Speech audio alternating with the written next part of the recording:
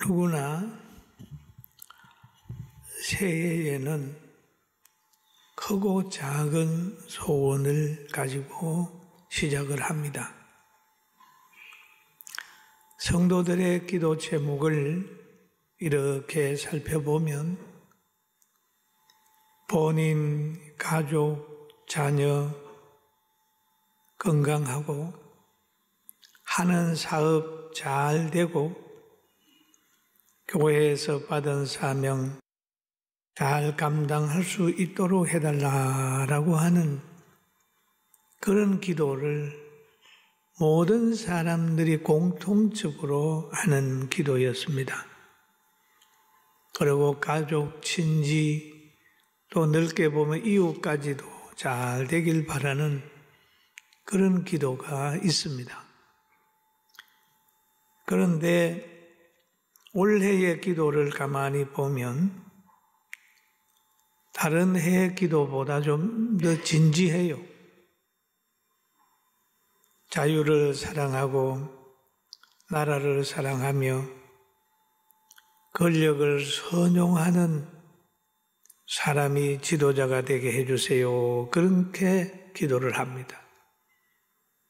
또 건국 후 지금까지 발전한 것이 선용되도록 좋은 지도자를 하나님 세워주세요. 그렇게 기도를 하는 거예요. 여러분, 발전하고 선진국이 되지만은 그거를 선용 못하는 사람이 지도자가 되면 모든 정보통신을 통하여 사람을 자꾸 관리하게 되고 또 모든 부를 가지고 또 그 전쟁을 일으키는 데 쓰고 모든 기술을 사람을 한 번에 많이 죽이는 무기나 만들고 이렇게 해버리면 발전이 오히려 저주가 되는 거잖아요. 그래서 우리는 기도합니다. 하나님, 우리 대한민국이 잘 되게 하고 지금까지 발전한 모든 것들을 선용해서 북한도 잘 살고 우리도 잘 살고 이웃나라도 잘 살고 교회는 신앙의 자유를 누리면서 마음껏 찬양하며 세계 선교를 할 수 있도록 해주세요 라고 전능하신 하나님께 그렇게 기도를 드립니다. 또 올해의 기도 제목 가운데 보면 만남이 자유롭지 못하고 단절된 상태로 사니까 너무 불편합니다. 빨리 마음껏 만나고 대화하고 함께 떡을 떼며 사랑을 나눌 수 있도록 하나님, 저 코로나 바이러스를 소멸시켜 주세요. 이것이 모든 성도들의 공통적인 기도였습니다. 그리고 또 오늘날 교회들은 잘 되는 것보다 더 간절하게 기도하는 내용이 하나님이 세운 교회, 하나님 마음에 합한 교회가 되게 해주세요. 구원받은 성도들을 그 구원받은 성도답게 살게 해주십시오. 하나님의 영에 지배받게 해주세요 라고 하는 교회들도 그렇게 기도하고 있습니다. 왜냐하면 우리가 살아가는 세상에는 혼돈이 와버렸습니다. 악인이 선인처럼 보이고 선인이 악인처럼 보이는 혼돈된 사회가 좀 되어가고 있습니다. 여러분, 오늘의 현실만 그런 게 아니라 예수님 당시에도 굉장히 혼돈된 사회였어요. 타락한 교권주의자들, 시기와 질투에 붙들린 그들이 잘못된 여론을 만들어서 예수님을 이단이라고 하고 예수님을 잘못됐다고 하고 예수님을 가정한 사람이라고 선전을 하고 여론을 조작해가지고 빌라도 법정에서 온 무리를 동원하여서 예수님을 십자가에 못 박으세요. 그렇게 했습니다. 잘못된 사람에게 선동된 무리는 늘 선을 악으로 만들고 때로는 악을 선으로 만드는 그런 잘못을 범할 때가 있습니다. 그런데 빌라도 법정에서 많은 사람이 소리 지름으로 인하여 빌라도가 그 무리에 인하여 공의가 지배됐어요. 그래서 당시에 살인 죄를 진 바나바가 자유를 얻게 되고 정말 사랑의 주 예수님이 십자가에서 이제 처형되게 되는 그런 일이 일어났습니다. 그러니까 이 일로 인하여 온 예루살렘과 나라가 이제 문제가 생겼어요. 예수님을 바르게 아는 사람들은 눈물을 흘리는 겁니다. 예수님을 보면서 우는 거예요. 그러나 타락한 교권과 타락한 모든 세상의 권력이 예수님을 잔인하게 십자가에서 죽게 만들었습니다. 그러나 예수님은 그들에 의하여 완전히 멸한 것이 아니라 오히려 하를 복되게 만들어서 부활체로 살아나셨어요. 할렐루야. 이게 바로 하나님이 함께하는 사람을 해할 수 없다는 거예요. 부활하신 예수님이 이제 예루살렘에서 제자들을 만나 주시고 그 세상에 문제 있는 것을 지적을 했어요. 그러면서 주님이 그럽니다. 너희가 예루살렘을 떠나지 마라 라고 얘기를 하는 거예요. 왜? 예루살렘을 떠나지 않고 성령을 받으면 정상적인 사람이 되는 거예요. 선악이 분별이 되는 거예요. 세상에 지배받지 않게 되는 거예요. 그래서 성천하시기 전에 제자들을 향하여 너희는 예루살렘을 떠나지 말고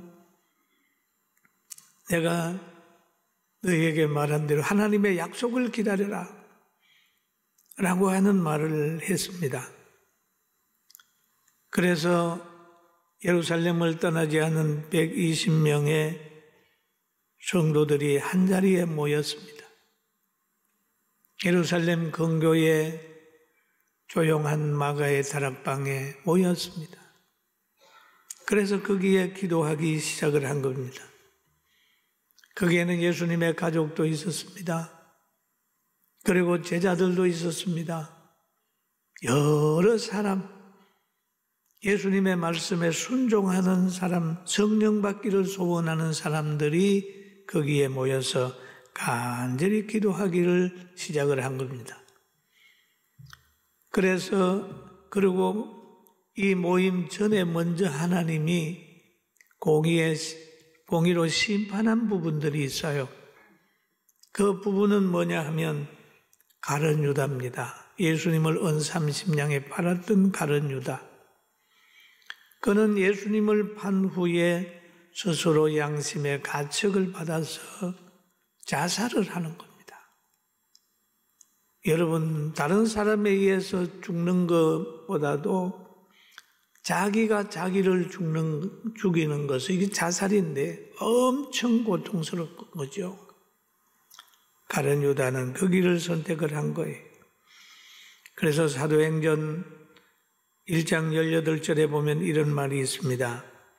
이 사람이 불의의 삭서로 밭을 사고 후에 몸이 공두박질하여 뼈가 터져 창자가 다 흘러나온지라. 이 일이 예루살렘에 사는 모든 사람에게 알려져 그들의 말로는 그 발을 밭을 아겔 담아라 하니 이는 피밭이라는 뜻이라 그랬습니다. 그럼 가룟 유다가 12명의 제자에서 빠지게 되는 거예요. 그럴 때에 12명의 제자를 채워야 되기 때문에 거기에서 또 사람을 선택을 합니다. 두 사람을 내세웠어요. 하나는 바나바라고 하고 변명은 유서더라고 하는 요셉이요, 하나는 마띠아라. 지금 두 사람을 내어 세웠습니다. 그러니까 제비를 뽑은 거예요. 하나님이요, 이 두 사람 중에 누가 예수님의 12 제자의 반열에 설 수 있습니까? 라고 제비를 뽑았습니다. 그랬더니 마띠아가 뽑혔어요. 그럼 12 사도의 그 자리가 다 회복이 됐습니다. 여러분, 하나님께서는 늘 제단의 회복을 원하고 계십니다. 예수님의 12명이 다 차기를 원하시고 계신 거예요.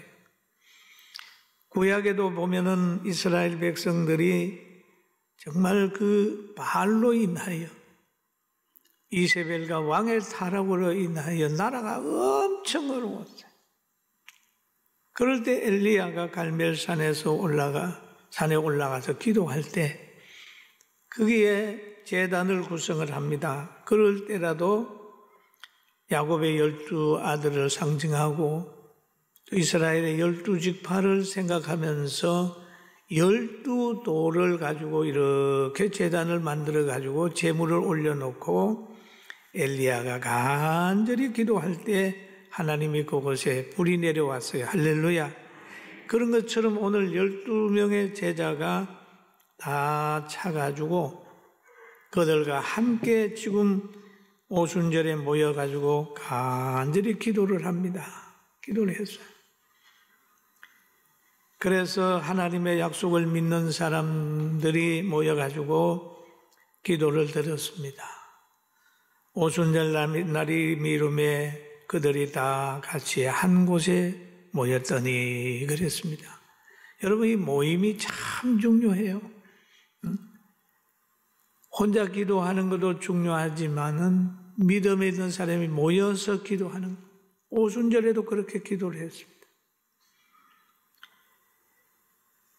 그랬더니 거기에 오순절 날에 임한 게 여호와의 영이 임했다, 성령이 임했다는 거죠. 성령이 임했어요. 왜 성령이 필요하냐? 영혼 없는 사람은 죽은 사람 아니, 영이 살아요, 영이. 구약의 창세기에도 보면 이런 말씀이 있습니다. 하나님이 천지를 창조한 후에 땅이 혼돈하고 공허하며 흑암이 깊음 위에 있고 하나님의 영은 수면 위에 운행하시니라. 하나님의 영. 이 하나님의 영이 보면 성령입니다. 성령. 하나님의 영, 성령, 예수님의 영, 성신, 보혜사, 이름을 여러 가지로 표현할 수 있습니다. 그런데 땅이 공허하고 혼돈했다. 흑암이 깊음 위에 있다. 사물을 분별할 수가 없는 거예요. 이럴 때에 하나님의 영이 딱 먼저 임해가지고 한 일이, 하나님이 이러시 빛이 있어라 하시니 빛이 있었고, 제일 먼저 빛이 있어라 하니 빛이 있었고, 하나님의 말씀이 역사를 하고 여호와의 영이 역사를 하는 거예요. 빛이 하나님 보시기에 좋았더라. 하나님이 빛과 어둠을 나누사 하나님이 빛을 낮이라 부르시고 어둠을 밤이라 부르시니라. 저녁이 되고 아침이 되니 이는 첫째 날이라. 하나님이 궁창을 만드사 궁창 아래의 물과 궁창 위의 물로 나누게 하시니 그대로 되니라. 그럼 여호와의 신이 임하게 되니까 모든 자연도 질서를 잡게 되는 거죠. 여러분, 이 혼돈된 환경 속에서 성령의 역사가 있으면 분별력이 생기고 혼돈된 사회를 거룩하게 만들 수 있어요. 할렐루야. 하나님의 영은 빛의 영입니다. 빛의 영입니다. 여러분, 가정에 깜깜한 방에 들어가서 무슨 일을 하실 수 있겠어요? 그러나 빛이 들어오면 거기에 모든 것을 할 수 있는 그런 능력이 생기는 거예요. 오늘 한 해 성령 받아서 빛의 그런 능력을 가지고 늘 성경하게 되길 주의 이름으로 축원합니다. 그리고 고린도전서 12장 13절에 보면 우리가 유대인이나 헬라인이나 종이나 자유인이나 다 한 성령으로 세례를 받아 한 몸이 되었고 또 한 성령을 마시게 하셨느니라 라고 얘기를 하잖아요. 성령을 받아야 유대인, 헬라인 모든 사람이 하나가 되어서 같이 기뻐할 수 있어요. 우리 그리스도인들은 예수님 안에서 하나입니다. 할렐루야. 한 몸 하나입니다. 성령 안에 있는 사람은 위기를 기회로 만들고 연약을 강건으로 만들며 가난을 풍성함으로 만드는 거예요. 때로는 기적을 만들어내면서도 비정상적인 사람이라고 손가락질 받을 때도 있습니다. 오늘 그 예루살렘의 마가의 다락방에 나타난 성령의 역사로 인하여 모든 사람들이 신비스러운 그런 걸 들으면서도 그들을 평가합니다. 어떤 이들은 조롱하여 그랬습니다. 조롱한다는 말은 하는 건 좋은 행동이 아니잖아요. 조롱하여 이루기를 그들이 세술에 취하였다 하더라. 이렇게 하죠. 여러분 조롱받는 거 두려워하지 맙시다. 성도 여러분, 올 한 해 정말 바른 분별력을 가지고 삽시다. 할렐루야. 올 한 해는 대단히 중요한 거예요. 성령의 역사가 없으면 잘못하면 악인에 의하여 선동당할 수 있어요. 나무는 열매를 보고 알지요. 나무는 열매를 보고 아는 거예요. 말을 듣고 하는 게 아니라 삶을 보고 알아야 되고 또 우리에게 다가오는 여러 가지 거짓 것들에 대한 걸 분별을 해야 됩니다. 구약 성경에 보면 이런 말씀이 있어요. 한 젊은 선지자에게 하나님이 말씀하셨어요. 너는 내가 주는 사명을 감당하기 위해서는 물도 먹지 말고 떡도 먹지 말고 떡도 먹지 말고 물도 마시지 말고 빨리 가라. 그렇게 지시를 했어요. 지시를 했는데 그거를 안 한 늙은 선지자가 그에게 접근을 합니다. 나에게 한 천사가 얘기하기를 당신을 내 집으로 데리고 들어가서 그에게 떡을 먹이고 물을 마시라 하였느니라. 그 내용에 보니 이는 그 사람을 속임이라. 그 사람을 속임이라. 나도 선지자다. 내가 지금 지시를 받았는데 너 떡 먹이고 물 마시고 대접하라고 그래서 우리 집에 가자.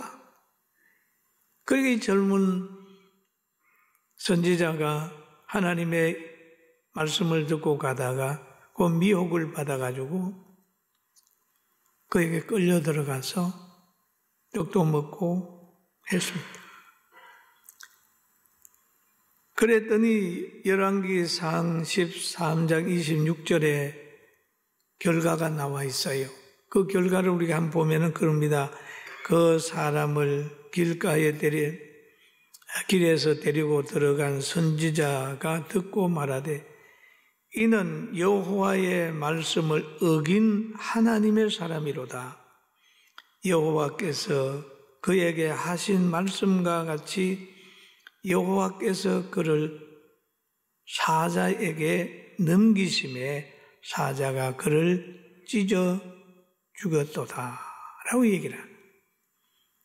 여기에 보니까 여호와의 말씀을 어긴 하나님의 사람이로다. 그러니까 여호와의 말씀을 어기게 하는 스스로 나는 주의 종이요, 나는 지도자요, 나는 대단한 사람이요, 나는 늙은 선지자요, 뭐 이렇게 하면서 접근할 수도 있다. 그래서 우리가 신앙생활 하면서 정말 성경 말씀에 의지해서 살아야 되지, 그렇지 않고 떠돌아다니는 그런 말, 거짓말 듣고 잘못하면 실패할 수 있으니 2022년에는 정신 바짝 차리고 삽시다. 아멘? 그렇잖아요. 거짓말에 미혹돼 가지고 그냥 강장에서 촛불 들고 강우병 얘기를 했던 지금 생각하면 얼마나 부끄럽습니까? 지금 우리에게 오는 여러 가지 것들, 하나님이 없다, 뭐 없다 이런 사람들이 거짓 선지자들이 말세에 나타날 수 있어요. 이럴 때 그의 대안은 바로 뭡니까? 하나님의 말씀 의지하는 거예요. 할렐루야. 그리고 악인이 우리에게 보통 짐승을 길들일 때에 그 목장에서는 보면은 두 가지입니다. 세 가지죠. 하나는 가두어 놓는 거예요. 또 하나는 뭡니까? 채찍으로 길을 잡아주고, 또 하나는 당근을 주는 겁니다. 여러분, 때로는 우리를 향하여 뭐 하면 하면서 벌금 먹인다, 뭐 한다 하고 악법을 만들어서 우리의 자유를 뺏어가는, 우리의 신앙을 굴절시키는 사람이 있는가 하면, 명예를 줄게, 돈을 줄게, 뭐 할게 하면서 당근을 줘가면서 자기들의 세속적인 가치관을 담게 하는 그런 것들도 있을 수 있어요. 성령을 받아야, 하나님의 영에 감동돼야 채찍에도 굴하지 않고 당근에도 솔깃해서 따라가지 않는 이런 강력한 믿음이 대한민국을 살릴 수 있다는 그런 믿음을 가지고 오늘도 꼭 승리하기를 주의 이름으로 축원합니다. 기도드리겠습니다. 지금은 우리 주 예수 그리스도의 은혜와 하나님 아버지의 크신 사랑하심과 성령의 감동과 아마 충만내적 교통하심이 사랑하는 모든 성도들 가정과 심령 위에, 우리 모두들 위에 지금부터 영원 무궁토록 함께 있을지어다.